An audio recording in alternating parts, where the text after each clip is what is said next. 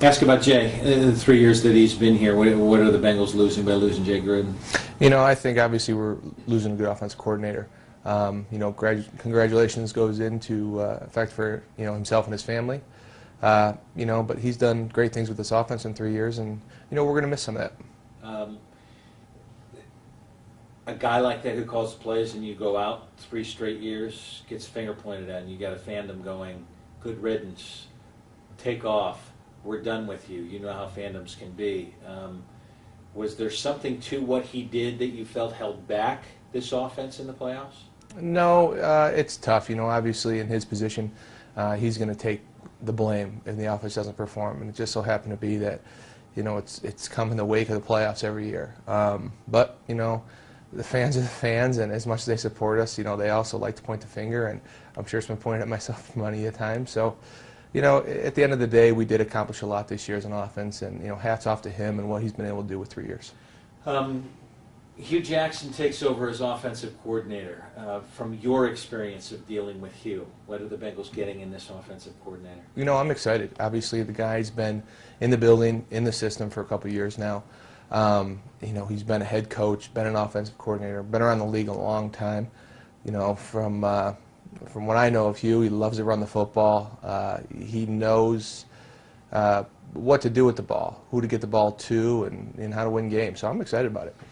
There is always a personality, and guys, you don't get a choice of who your coaches are, but you want to like dealing with who you are. Hugh Jackson's certainly one of the likable guys down there. Oh yeah, I mean he puts a lot of work in, especially throughout this past year. You've seen his hands-on, everyday stuff he's been doing with these running backs, and how much he cares for not only his position group but this whole offense.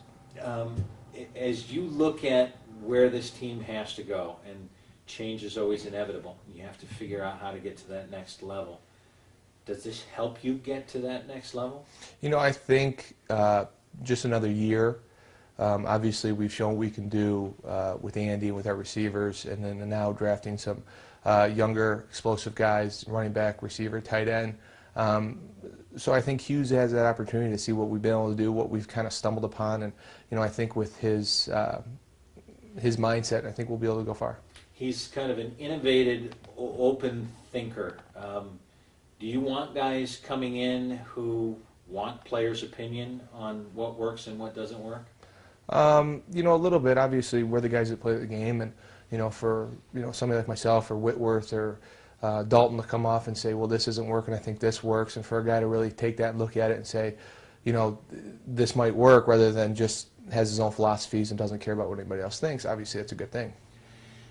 Let's say Zimmer goes. Let's say you lose a couple of coordinators. What does it do to a team in that change that feels like it has the nucleus, feels like they're very close, to lose 2 guys leading on each side as you try and move forward? It's always tough, but it's not like it's the middle of the year and we've got another game to play this week. Things happen at the end of the year. We'll lose some players also. We'll lose some coaches. It'll be a new team next year. With the nucleus intact, you hope that you overcome it, you learn in the off season, and you progress in the next year.